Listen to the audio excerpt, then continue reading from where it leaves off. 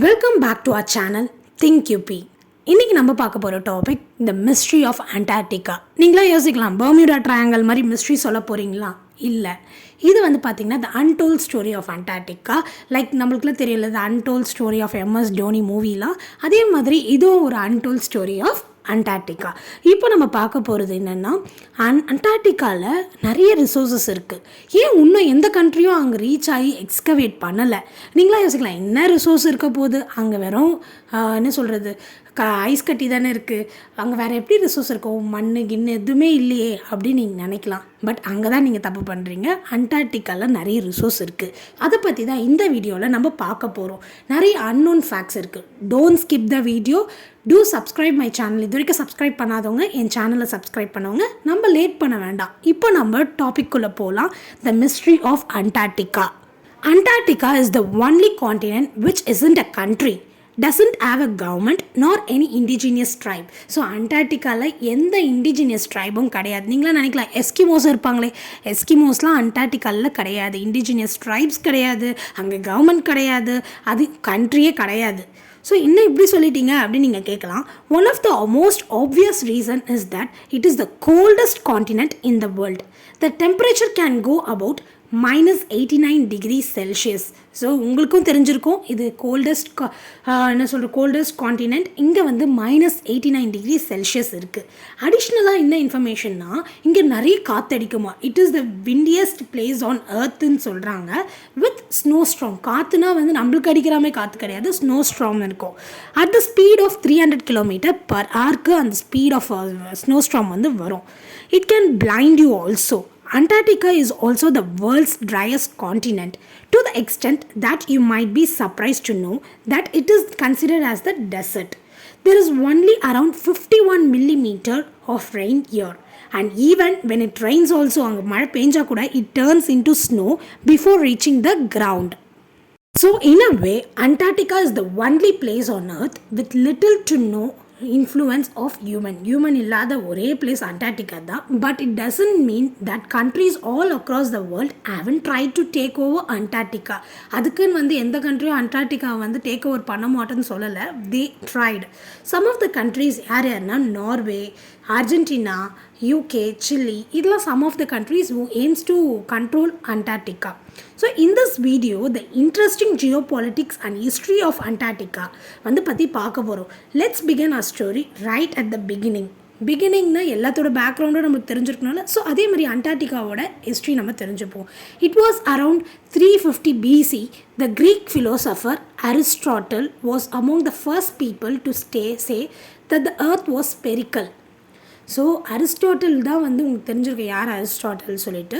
அவர் தான் சொன்னார் முதல் எர்த் வந்து ஸ்பெரிக்கல் ஷேப்பில் இருக்குது. At the time Greeks were aware of the Arctic region. அவங்களுக்கு அப்பயே தெரிஞ்சிருக்கு. நோட் பண்ணுங்கள், 350 BCலேயே they were aware that there is a region call Arctic in the north. So அதை வந்து என்னென்னு கூப்பிட்டாங்கன்னா ஆர்க்டோஸ். ஸோ வந்து பியர்லேருந்து தான் டிரைவ் ஆகிருக்கு அந்த வேர்ட் ஆர்க்டோஸ். So the constellation that we can see in the sky, one of them is the great bear. So அந்த constellation 7 stars ஒன்றா சேரோம்னா அதுதான் கான்ஸ்டலேஷன் சொல்லுவாங்க. நீங்கள் இப்போ வந்து பார்த்தது கொஞ்சம் ஹிஸ்ட்ரி. ஸோ அண்டார்டிக்னு ஒரு பிளேஸ் இருக்குதுன்னு சொல்லிட்டு அந்த காலத்துலேயே நம்மளுக்கு தெரிஞ்சிருக்கு. So human stepped on Antarctica for the first time during the year 1890s. But hundreds of years before that, Antarctica had started appearing on maps. நம்ப முடியுதா? 1890 தான் வந்து ஃபஸ்ட் டைம் வந்து அண்டார்டிகாவில் போயிருக்காங்கன்னு சொல்கிறாங்க. பட் ஹண்ட்ரட்ஸ் ஆஃப் இயர்ஸ்க்கு முன்னாடியே மேப்பில் அண்டார்டிகான்ற பிளேஸ் மார்க் ஆகிருக்கு. யார் மார்க் பண்ணியிருப்பா அப்படின்னு சொல்லிட்டு நம்மளுக்கு இது வரைக்கும் தெரியல. When several explorers went on expedition around the world, they knew that if they went to the south of the world, they came upon some land. So வந்து என்னென்னா, இந்த சவுத் பக்கம் பூமியை வந்து எக்ஸ்ப்ளோர் பண்ணி போகும்போது ஒரு லேண்ட் இருக்குதுன்னு தெரியும். அதனால தான் அதை அவங்க வந்து மார்க் பண்ணியிருக்காங்க. But they didn't know what was the land exactly. So அவங்களுக்கு தெரியல அது என்ன லேண்டுன்னு சொல்லிட்டு.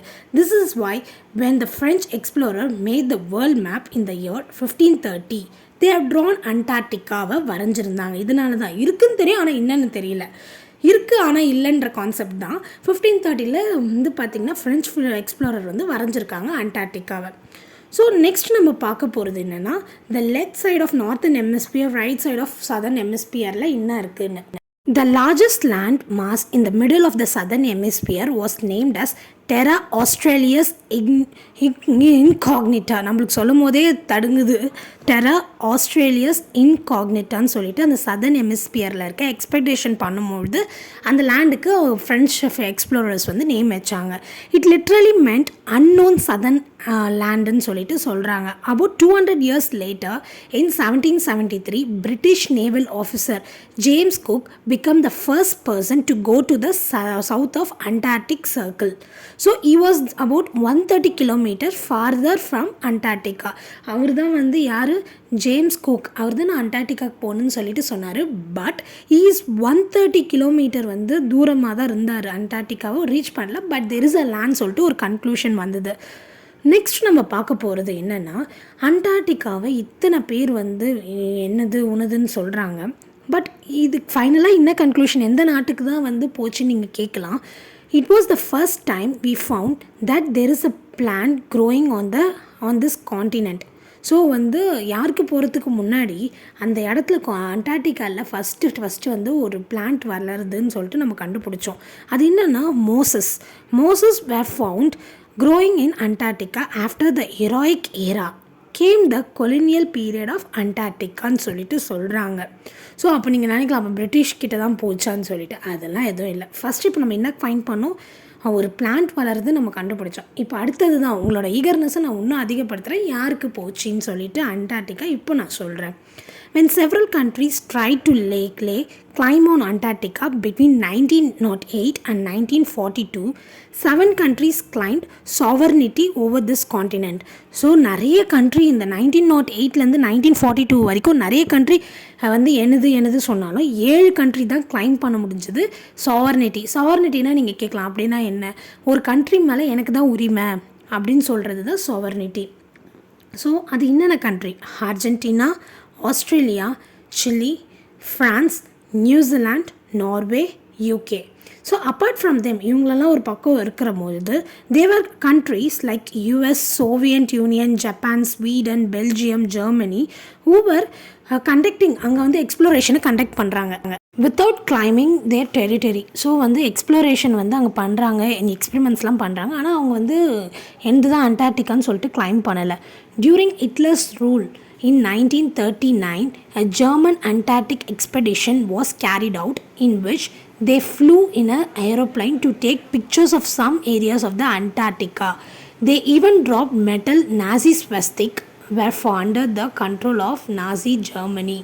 So surprisingly during this period, இந்த பீரியடில் வந்து என்னாச்சுன்னா ஹிட்லர் ரூல் 1939 ஜெர்மன்லேருந்து அண்டார்டிகா வந்து எக்ஸ்பெடிஷன் பண்ணுறதுக்கு ஒரு குரூப் ஆஃப் பீப்புளை ஏரோப்ளைனில் சென்ட் பண்ணியிருக்காங்க. அவங்க வந்து அங்கே போய் பிக்சர் எடுக்கணும், ஃபோட்டோ எடுக்கணும்னு நினச்சிருந்தாங்க. எடுக்கும்பொழுது அங்கே நாசி சிம்பிள் அங்கேருந்து போட்டாங்களாம். ஸோ அண்டார்டிகா வந்து எங்களோட சொந்தம்னு சொல்லிட்டு ஹிட்லர் சொன்ன மாதிரி சொல்லியிருக்காங்க இந்த கதை. So in 1924 the Secretary of State in America announced their official position regarding the territorial claims of Antarctica. இப்போ அமெரிக்கா உள்ளே வந்துட்டாங்க. ஸோ வந்து எங்களோட பொசிஷன் இது அப்படின்னு சொல்லிட்டு சொல்கிறாங்க. He said that if any country discovers new land in Antarctica, it doesn't mean that the new area would belong to that country. இப்போ அமெரிக்கா என்ன சொல்கிறாங்க, எந்த கண்ட்ரி வந்து ஒரு புதிய இடத்த டிஸ்கவர் பண்ணாங்களோ அது அவங்களுக்குன்னு கிடையாது. the land would belong to the country only when they are actual settlements. நீங்கள் அந்த இடத்துல பிறந்து வளர்ந்துருந்தால் தான் உங்களுக்குன்னு அந்த லேண்டு, நீங்கள் கண்டுபிடிச்சதுனால அது உங்களுதுன்னு சொந்தம் ஆகாதுன்னு சொல்லிட்டு அமெரிக்கா சொல்கிறாங்க. when the citizens of the country live there permanently but it doesn't happen. அது வந்து சாத்தியமே இல்லை, நடக்க முடியாத விஷயத்த வந்து இது இருந்தால் தான் நான் உனக்கு இதை தருவேன்ற மாதிரி தான் அமெரிக்கா சொல்லியிருக்காங்க. நீ சிட்டிசனாக இருந்தினா தான் உனக்கு அந்த கண்ட்ரியில் உனக்கு சொந்தம். பட் அங்கே சிட்டிசனே வாழ முடியாது. ஸோ அதனால தான் அவங்க அப்படி சொல்கிறாங்க. ஸோ நெக்ஸ்ட் நம்ம இப்போ பார்க்க போகிறது அந்த அண்டார்டிக் ட்ரீட்டி. என்ன அண்டார்டிக் ட்ரீட்டின்னு சொல்கிறீங்க சடனாக நீங்கள் கேட்கலாம். அண்டார்டிக் ட்ரீட்டினா என்னென்னா would always be free and peaceful place in. So என்னென்னா அண்டார்டிகா வந்து எப்பவுமே ஒரு ஃப்ரீ பீஸ்ஃபுல் பிளேஸாக இருக்கணும். இந்த ட்ரீட்டி சைன் பண்ணால் யார் வேணால் நீங்கள் எக்ஸ்ப்ளோரேஷன் கண்டக்ட் பண்ணுங்கள் without any fear. So there were 3 major points in the treaty. இந்த ட்ரீட்டியில் வந்து 3 பாயிண்ட் இருக்குது. ஃபர்ஸ்ட் ஒன் என்னன்னா Antarctica would be used for peaceful purpose only, பீஸ்க்காக தான் யூஸ் பண்ணோம் Antarctica. Second one, every one would be free to carry out scientific investigation. எல்லாருமே வந்து scientific பர்பஸ்க்கு எக்ஸ்ப்ளோரேஷனுக்கு யூஸ் பண்ணிக்கலாம் Antarctica. The result of scientific observation would be freely exchange and available for all. So அங்கே கண்டுபிடிக்கிற விஷயத்தை வந்து மற்ற கண்ட்ரியோடையும் எக்ஸ்சேஞ்ச் பண்ணிக்கணும். எல்லாருக்கும் ஈக்குவல் தான், உனக்கு மட்டும் நீ கண்டுபிடிச்சா அது உனக்கு மட்டும் சொந்தம்னு சொல்லிட்டு கிடையாது. Initially it was sign by 12 government, that is all countries claim for America. அண்டார்டிகாவை வந்து கிளைம் பண்ணுறாங்கள எல்லா கண்ட்ரியும் வந்து இந்த 12 கண்ட்ரி சைன் பண்ணாங்க. ஓகே, நாங்கள் இந்த ட்ரீட்டிக்கு ஒத்துக்கிறோம் அப்படின்னு சொல்லிட்டு. இதில் ஒரு இன்ட்ரெஸ்டிங்கான ஃபேக்ட் என்னென்னா, இந்த ட்ரீட்டி எதுக்கு பண்ணாங்க, இதுக்கு மேலே வந்து அண்டார்டிகாவை யாரும் கிளைம் பண்ணக்கூடாதுன்னு சொல்லிட்டு. பட் என்னென்னா, இந்த ட்ரீட்டி வந்து இந்த கண்ட்ரீஸ் எல்லாம் அப்போஸ் பண்ணலை. அவங்கள வந்து நீங்கள் கிளைம் பண்ணக்கூடாதுன்னு சொல்லிட்டு சொல்லலை. அவங்க என்ன பண்ணாங்க, டெம்பரரியாக நீங்கள் கிளைம் பண்ணக்கூடாதுன்னு தான் வந்து சொல்லியிருக்காங்க. அதனால அது அபாலிஷ் ஆகலை. எல்லோரும் கிளைம் பண்ணுறவங்க நாங்கள் கிளைம் பண்ணுவோம்னு சொல்லிட்டு தான் இருக்காங்க. ஆனால் எல்லா ஒரு விஷயத்துக்கும் ஒரு எண்ட் இருக்கும்ல. இந்த ட்ரீட்டி எப்போ எக்ஸ்பைரி ஆகும்னா 2048 தான் இந்த ட்ரீட்டி வந்து எக்ஸ்பைரி ஆகும். So international council of scientific union establish special committee for conduct research on Antarctica. So international council of scientific union வந்து ஒரு கமிட்டியை அமைச்சு அண்டார்டிகாவை வந்து எக்ஸ்ப்ளோர் பண்ணுறதுக்காக வச்சுருக்காங்க. India's first Antarctic expedition was launched in December 1981. So first இந்த expedition start ஆச்சு. யார் head பண்ணாங்கன்னா, renowned marine biologist doctor Syed Zahoor Qasim. India has borrowed an ice breaker ship from Norway called, அந்த ஷிப் பேர் polar circle, to carry out this expedition. Successfully, India wasn't part of Antarctica treaty. So Antarctica ட்ரீட்டியில் India வந்து part கிடையாது. Technically it is not allowed to do any research. அந்த ட்ரீட்டியில் வந்து sign பண்ணவங்க மட்டும்தான் ரிசர்ச் பண்ண முடியும். At the time India was also a part of non alignment movement. ஓகேவா, நான் அலைன் மூமெண்ட்டில் India part. During the cold war between US and Soviet Union, most of the countries had taken sides. Okay, நான் America கூட இருக்கேன், இல்லை Soviet Union கூட இருக்கேன். But India was non aligned. யார் கூடயும் நாங்கள் சப்போர்ட் கிடையாது, we don't support two countries சொல்லிட்டு நின்னாங்க.